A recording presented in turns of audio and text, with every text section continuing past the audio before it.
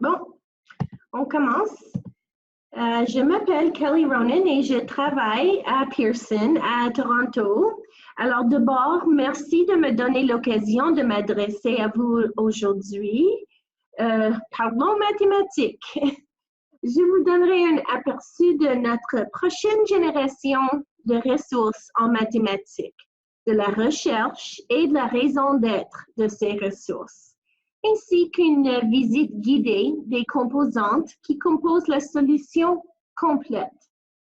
Je vous présente Pearson Mathologie, un ensemble de ressources scolaires et professionnelles qui offre une solution mathématique complète pour les élèves de la maternelle à la 8e année. Avant de vous montrer la ressource, j'aimerais discuter brièvement de la façon dont nous sommes arrivés là. Alors, Mathologie est un ensemble de ressources imprimées et numériques. Vous voyez ici, on a des livres professionnels, des trousses d'activités pour première et deuxième année, les petits livrets pour maternelle à troisième année et mathologie.ca pour première année maintenant et deuxième année en septembre 2020. Alors, vous connaissez sans doute cette visuel, mais il faut la peine d'y revenir parce qu'il établit le contexte de la proposition de valeur de mathologie.ca. Tout commence par le chemin que les enseignants doivent parcourir pour enseigner les mathématiques et par la reconnaissance du fait que ce n'est pas un cheminement simple. Il y a de nombreuses étapes ou de nombreux emplois en cours de route. Commençons par la planification à long terme, ensuite la planification à court terme, que ce soit hebdomadaire, quotidienne ou dans de nombreux cas de nuit. La tâche réelle de l'enseignement, ce qui se passe dans la classe, quelles activités sont faites, les prochaines étapes, ensuite l'évaluation et les rapports de rendement, et tout en évoluant en tant que professionnel. Et nous savons que le long de cette route, il y a des obstacles. Et ces obstacles sont les points que Mathologie tente de solutionner. Le manque d'expertise en connaissance du contenu mathématique, le débordement, les exigences du système, les exigences du programme d'études, les contraintes de temps, la diversité des besoins dans une salle de classe et l'efficacité de l'utilisation de diverses ressources pour différentes choses. En résumé, la proposition différenciée de mathologie.ca est de simplifier et améliorer l'enseignement des mathématiques grâce à une utilisation intelligente de la technologie. Rationaliser, planifier, enseigner, évaluer, offrir un perfectionnement professionnel, intégrer de façon fluide les composantes mathématiques. Alors, qu'est-ce que c'est mathologie.ca? C'est un outil en ligne simple pour les enseignants, contenant des activités mathématiques de notre trousse d'activités et aussi, ça contient les petits livrets de mathologie et des supports pédagogiques riches optimisés par les 5 fonctionnalités de base. Rechercher, planifier, enseigner, évaluer et le perfectionnement professionnel.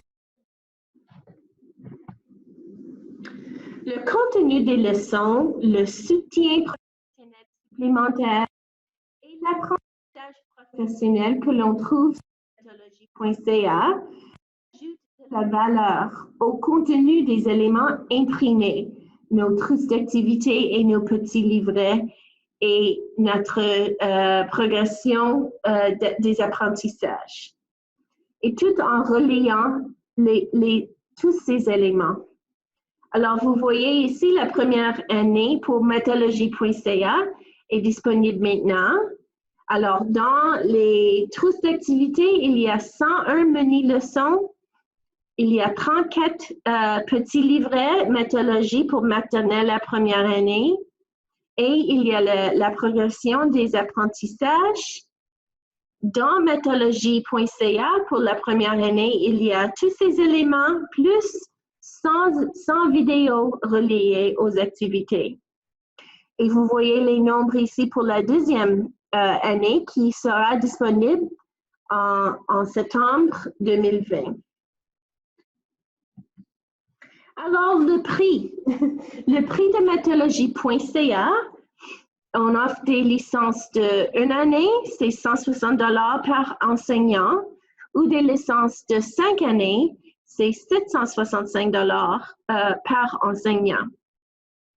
Maintenant, on offre seulement la première année, mais quand la deuxième année et la troisième année sont disponibles, vous aurez accès aussi quand vous achetez la première année.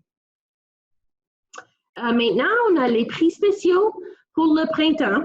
Alors, on vous demande de contacter votre représentative Pearson et je vous donne les noms des représentatifs. Alors, en Ontario, nous avons Hayley Gillis et Lisa Martin.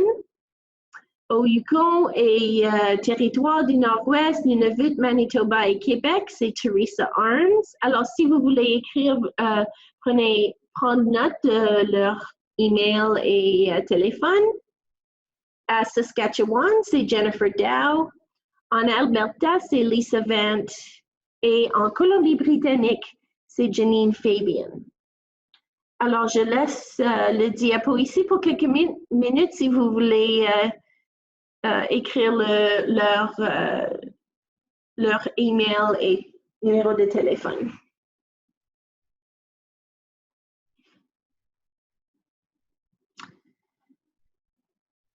Bon, je vais vous montrer notre site web méthodologie.ca, mais avant, je voulais savoir s'il y a des questions. Vous pouvez taper vos questions dans notre boîte de discussion, le chat, ou bien vous pouvez unmute votre microphone et si vous voulez parler à haute voix, c'est possible.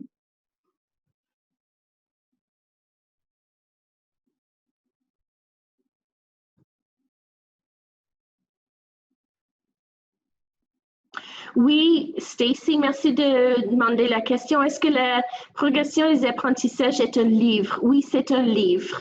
Si vous voulez visiter notre site web, vous pouvez voir les informations pour acheter.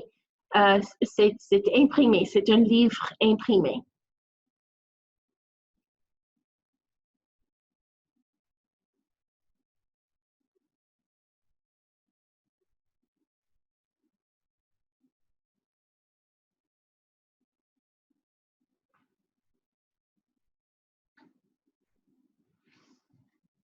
Bon, alors, je vais prendre 10 ou 15 minutes pour vous montrer notre site méthodologie.ca.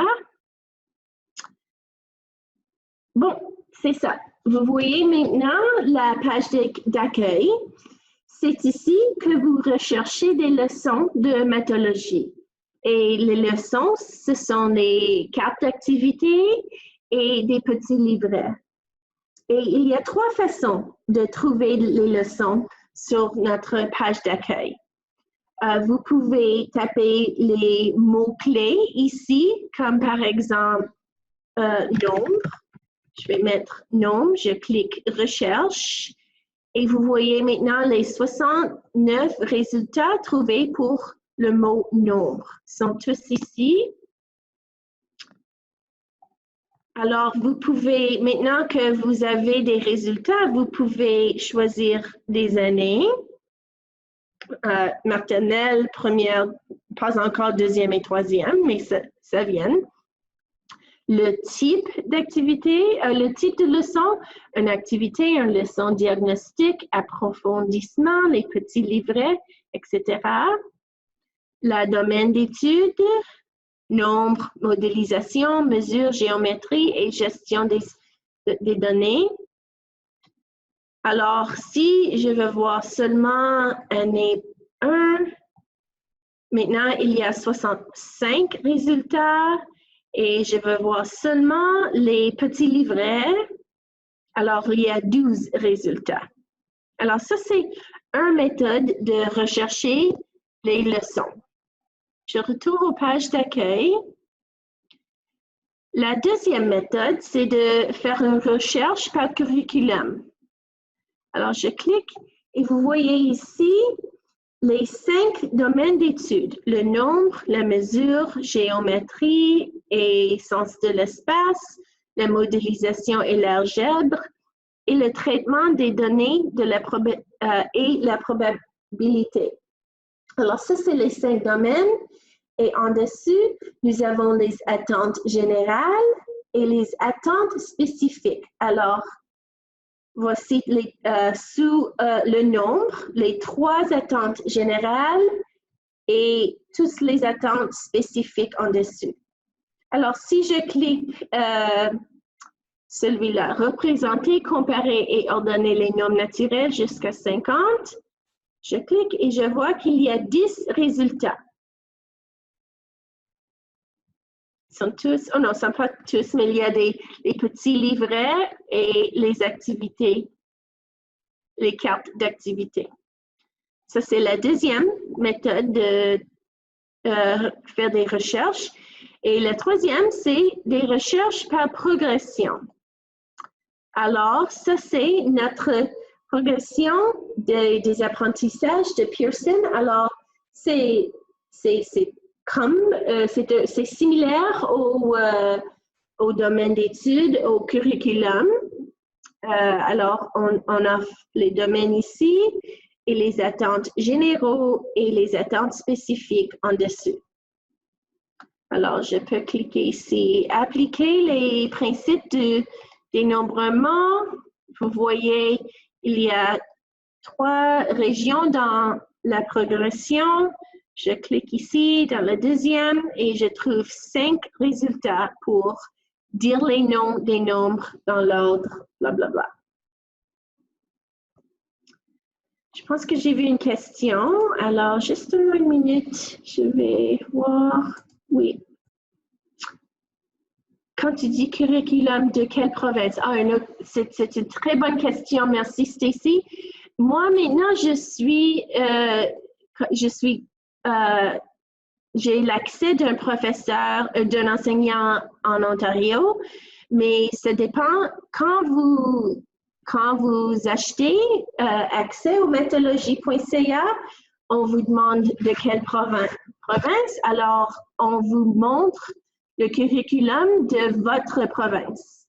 Alors ici, vous voyez, ça c'est Ontario, mais si j'étais ici de Alberta ou Colombie-Britannique, ça sera différent ici.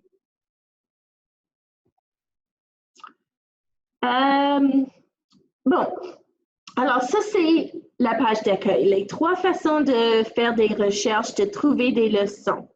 Maintenant, je vais vous montrer une leçon. J'ai choisi 3 leçons ici que j'ai mis sur ma page d'accueil et je clique la première leçon. C'est leçon 2, les formes en 2D, identifier les triangles.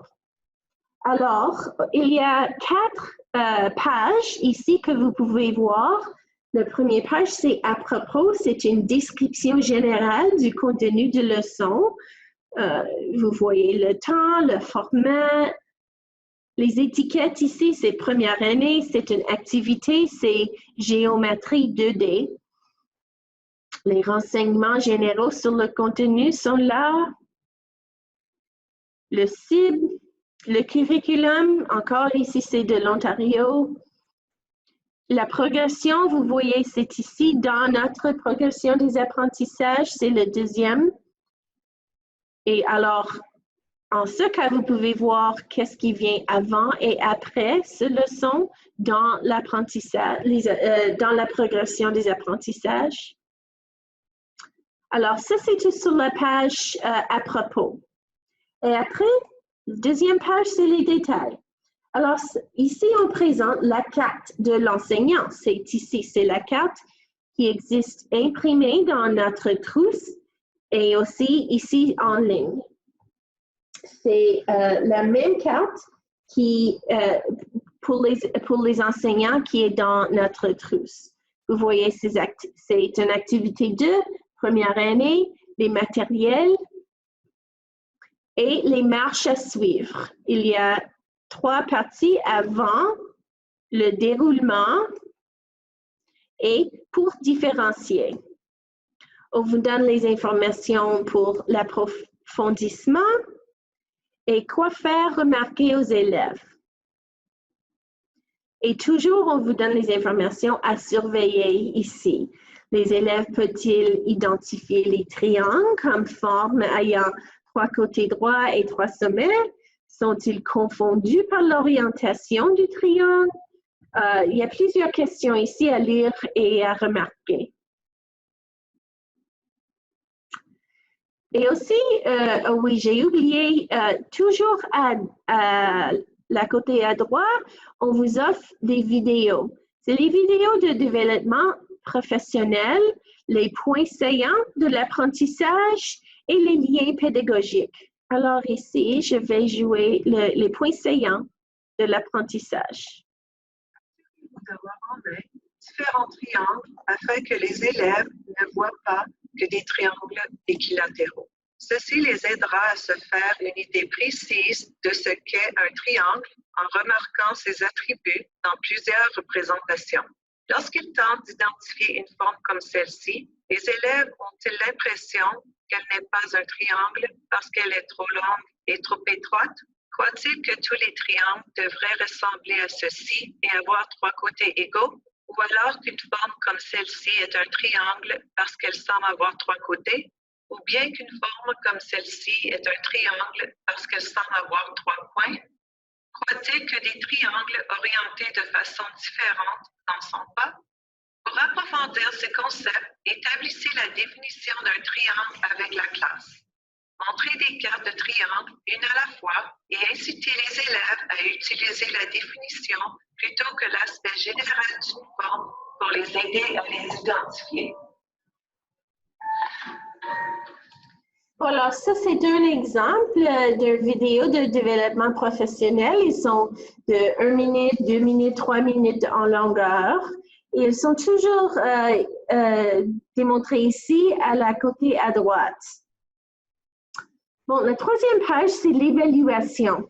Si vous connaissez nos cartes imprimées dans nos trousses, ça représente la partie, oh ben, j'oublie le mot, à l'envers de la carte, on the back side of the card.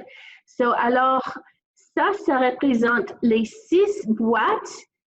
Oh oui, un instant. Oh, je m'excuse, j'ai déjà mis mes élèves, je m'excuse.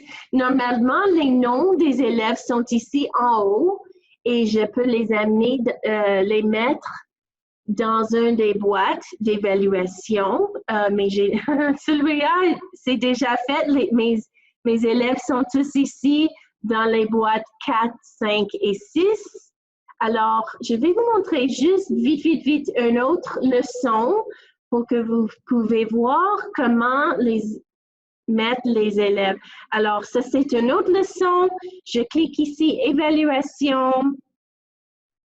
Oh non, mes élèves. Aïe, aïe. Un instant. Troisième leçon. Il n'y a pas d'évaluation. Aïe, OK, un instant. Non. Voilà. Une leçon. Évaluation. Voilà. Alors, ça, c'est mes élèves. Ils sont tous ici dans ma classe.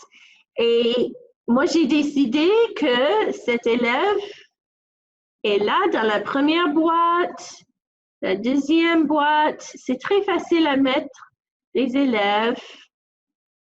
You just drag and drop. C'est très facile. cette évaluation à 4 boîtes seulement. Alors, je vais mettre tous les élèves.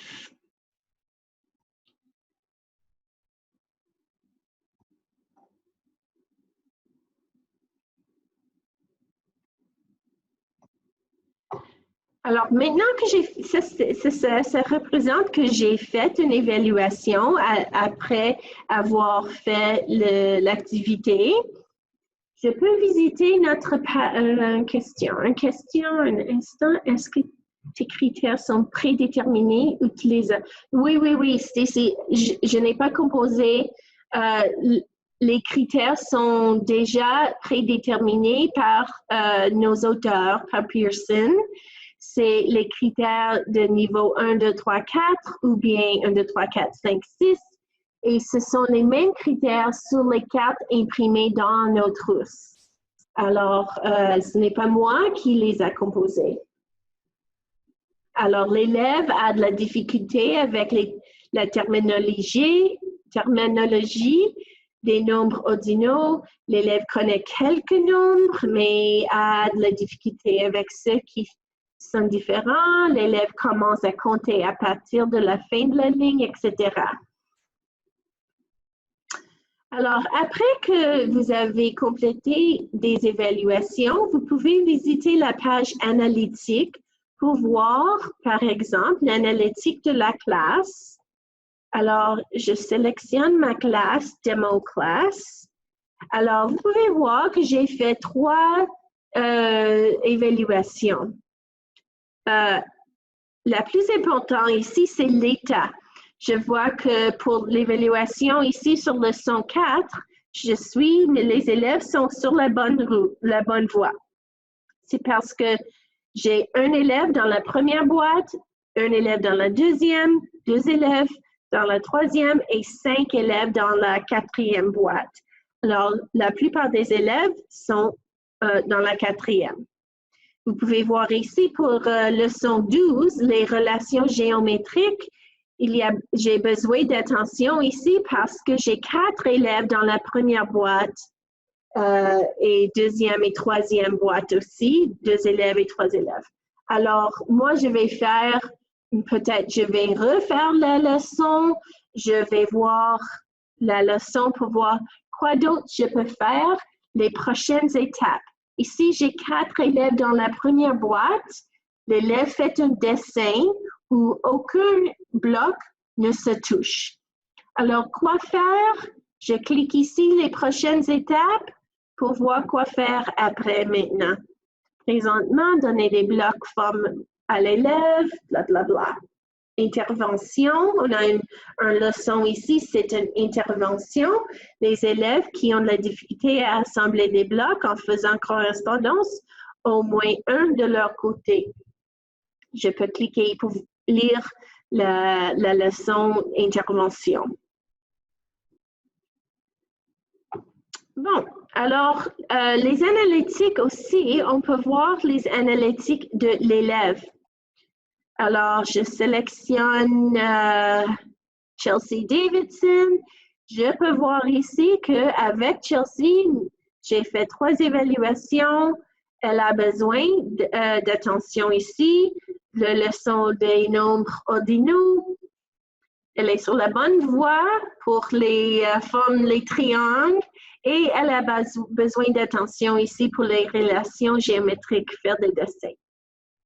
Je peux voir que son nom est dans la première, 6e et première boîte. Alors, vous pouvez toujours exporter et imprimer ces analyses, this data pour, vous pouvez avoir un document, un PDF, le curriculum et l'activité affichée. Bon, je retourne aux pages d'accueil pour vous montrer quelques autres outils ici. On peut sélectionner des activités, des leçons comme favoris. Alors, j'ai choisi 3 leçons que j'ai épinglé, ça veut dire que si je clique ici, j'ai déépinglé. Alors, voici mes leçons favoris. Et si je clique l'épingle, 1, 2, 3, ils vont apparaître ici sur notre page d'accueil. Pour sélectionner une leçon comme favori, alors je recherche maintenant nombre, je trouve 69 résultats et tout simplement, je clique ici, favori, favori, favori. Et quand je visite la page des favoris, les voici ici, toutes mes leçons. Et les 3 leçons épinglées. Bon, c'est tout. Je voulais que vous voyiez des leçons, les vidéos à droite, les informations, des leçons, l'évaluation, les détails ici. Ça, c'est la leçon, les marches à suivre.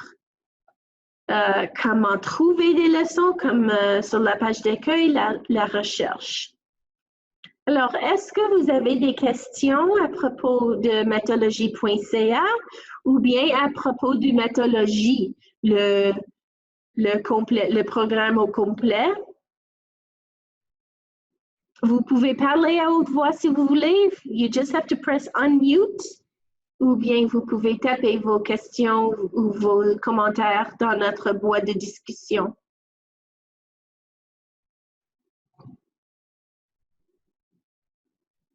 OK, bon. je ne vois pas de questions dans notre boîte. Alors, je vous remercie tous. Merci très bien d'être venus ici et de participer à notre webinaire. Si jamais vous avez des questions, n'hésitez pas de me contacter ou bien vous pouvez contacter encore vos représentatifs ici. Un instant. Non. Oh, je m'excuse.